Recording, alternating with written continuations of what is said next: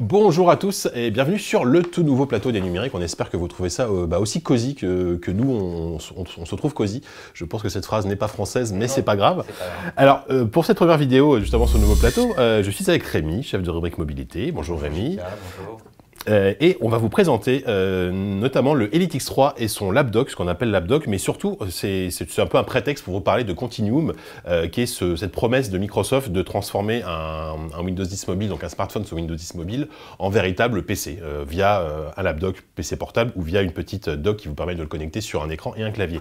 Alors peut-être Rémi, d'abord, tu peux peut-être nous dire deux mots sur ce Elite X3, parce que c'est une nouveauté, qui est, Alors oui, le test est déjà en ligne d'ailleurs. C'est une nouveauté, ça a été annoncé il y a un an maintenant au Mobile World Congress en 2016. C'est sorti au mois d'août et on l'a reçu en test que très récemment. Alors il faut savoir que c'est un smartphone qui est résolument haut de gamme avec des caractéristiques vraiment de haut de gamme de 2016. Là-dessus, il n'y a aucun problème et ça fonctionne donc sous Windows 10 mobile. Et donc, comme la plupart des smartphones haut de gamme qui sont sortis sous Windows 10 mobile, le concept qui est vendu ici par HP, c'est un smartphone qui est aussi un PC. Mais j'irais même plus loin, c'est qu'à la base, il matraquait le fait, alors c'est du marketing, que ce n'est pas un smartphone, c'est un PC. C'est-à-dire qu'il considère que ça, c'est un PC. Voilà. Mais bon, on va voir que c'est pas forcément vrai, effectivement. Donc, oui, c'est un petit peu le sujet de cette vidéo, en fait. C'est que depuis le début, on a quelques problèmes à comprendre ce discours. Parce que, mine de rien, déjà, il faut le dire, c'est un smartphone. Ça a la forme d'un smartphone, la taille d'un smartphone, un grand smartphone, certes. Ça a les caractéristiques d'un smartphone. C'est ça. La seule différence, c'est juste qu'on n'appelle pas ça un smartphone chez HP, Microsoft.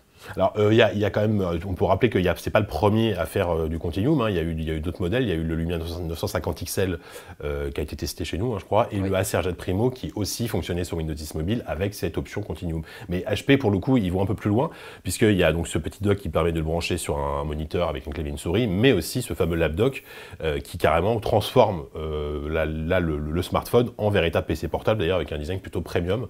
Moi, pour le coup, je le trouve assez joli, ce PC portable. Juste si tu le permets, moi je vais revenir quand même sur ce qu'est Continuum. Ouais. Oui, moi je dis Continuum et pas Continuum. Hein. Oui, on n'était pas sûr de comment le dire. Mais chacun son truc, de toute façon, pas de problème. Donc Continuum, ça reste un moyen de déporter l'affichage du smartphone sur un moniteur, parce qu'en fait c'est juste un moniteur, ce lapdoc, avec un clavier. C'est compatible avec tout ce qui est appareil en Miracast, donc sur les TV, les moniteurs. Ça peut fonctionner en fait sur n'importe quoi, en sans fil ou en filaire. Et donc on parle d'un écran déporté, mais finalement ça fait plus que déporter l'écran puisque ça adapte l'affichage à un affichage dit de PC qui donne une interface. Là, tu vois, il s'est déconnecté. Il s'est déconnecté parce que là, le téléphone est passé en veille. En fait, ça donne un affichage qui est vachement plus proche de ce qu'on a sur un PC aujourd'hui, avec le menu démarrer ici, et donc des fenêtres qui s'ouvrent en grand. Mais justement, enfin, le truc, c'est que moi, quand je vois ça, on peut croire, c'est hyper intéressant, parce que c'est une promesse qui avait été faite lors d'une conférence en 2015, je crois, qui était une super conférence de Microsoft. Ils avaient annoncé HoloLens et ce fameux Continuum. Et tu te dis, ouais, c'est vachement bien, parce que je veux avoir l'expérience Windows 10 complète, avec uniquement mon smartphone et ce lapdoc.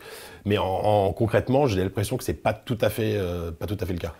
En fait, certes, on a bien un affichage qui est déporté et adapté à un écran plus grand. On n'est pas sur de la simple recopie d'écran, mais il faut voir qu'on a des limites qui sont un peu aberrantes en fait pour une utilisation comme PC.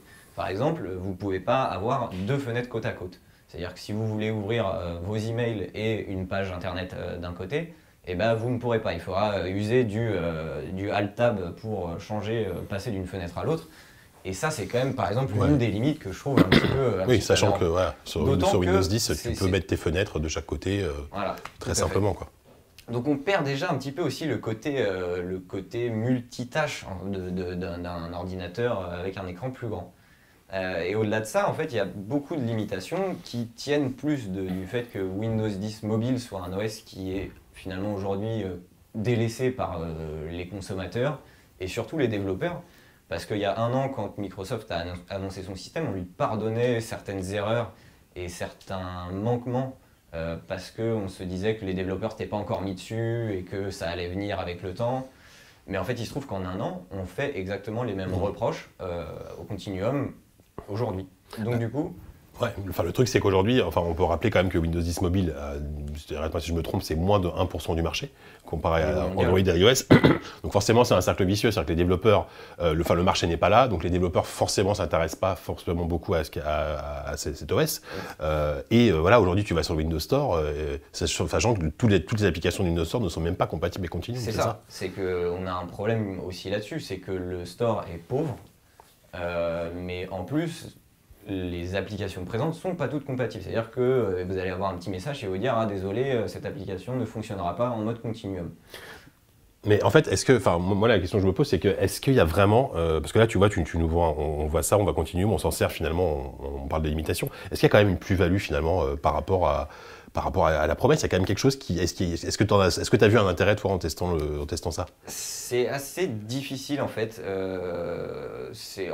On peut dire que le seul intérêt, en tout cas de ce package, c'est que on peut avoir un lapdoc, donc un ordinateur portable sans rien dedans finalement, à part une batterie, qui est plutôt joli, avec des finitions qui sont clairement du haut de gamme. Enfin, toi qui testes les ordinateurs portables, à 700, le dock vaut 750 € seul. Voilà. À ce niveau de prix, tu trouves rien comme ça. Exactement, ouais. C'est-à-dire qu'en termes de design, en termes de finition, on est plus sur du laptop de l'ultra portable que tu vas trouver aux alentours de 1000 €. Hein. Voilà, on peut comparer ça au Spectre 13, toujours d'HP, même à un ZenBook 3. Donc c'est des machines qui coûtent au bas mot 1000, 1300, 1400 €. Effectivement, pour ce prix-là, tu as quelque chose de très premium. Là-dessus, c'est très bien, mais j'ai du mal à me dire que c'est un PC portable, puisque de toute façon, tu es dépendant de ça qui coûte quand même 840 €, c'est ça? C'est ça. Donc au final, tu arrives à une facture de 1500 € pour quelque chose de très complet. Ouais. Voilà. Et en plus, moi, je me dis, ok, c'est sympa, c'est cette idée de Continuum, mais finalement, sur les autres OS, tu peux faire plus ou moins la même chose, j'ai l'impression. Enfin, sur iOS et macOS, tu as des interactions. Tu as des trucs comme push-boulette sur ton navigateur qui te permet d'avoir tes SMS directement sur ton ordinateur. Donc voilà, on perd en intérêt, quoi. L'intérêt, dans un sens, c'est d'avoir une synchronisation totale de ce qui se passe sur le téléphone et de ce qu'on fait en mode PC. Comme on l'a vu, on est très limité en mode PC, donc finalement on ne gagne pas tant que ça. Alors que si on a un PC dédié, on n'a aucune limitation, on peut installer des logiciels, ce qui est quand même plus ou moins la base d'un PC. Ouvrir un .exe, c'est quand même intéressant. Tout à fait. Là, c'est impossible, puisqu'on est sur des SOC qui ne le permettent pas aujourd'hui. Voilà, on rappelle qu'on est sur un SOC ARM. C'est du Snapdragon 820, donc c'est très bien pour du mobile, c'est parmi ce qu'il y a de plus puissant aujourd'hui, mais on est loin des possibilités offertes par une puce dédiée à un ordinateur. Et tu vois, ce que tu dis, ça me fait penser dans l'impression qu'ils réitèrent les erreurs qu'ils avaient faites avec Windows RT.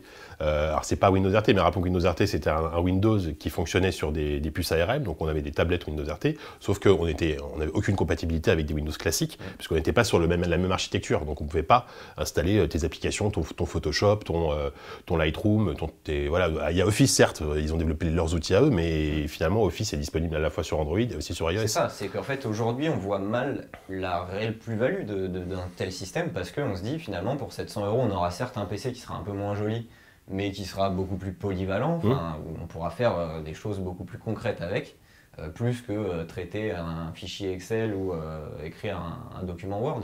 Ce qui est globalement aujourd'hui les possibilités qui sont offertes par ce système. On est très limité. Avec un vrai PC, on aurait beaucoup moins de limites. Et dans la mesure où il y a aussi aujourd'hui beaucoup d'applications qui permettent de déporter l'affichage d'un smartphone sur un ordinateur pour répondre par exemple aux SMS simplement en tapotant sur son clavier d'ordinateur. Finalement on voit mal où est-ce que ça veut en venir. Ouais, parce que ça va pas assez loin en fait. C'est ça le problème aujourd'hui. C'est qu'on a un système qui est très alléchant finalement. Te dire aujourd'hui j'achète plus qu'un smartphone et globalement un laptop sans forcément de composants internes.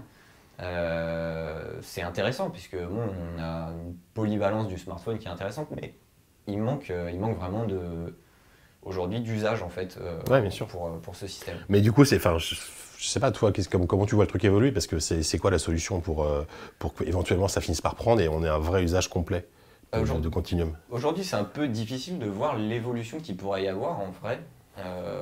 Ça a tellement stagné en un an qu'on se dit plus que ça va s'arrêter. Après, la solution serait de développer des puces mobiles qui soient sur une architecture semblable à celle des PC. C'est ça.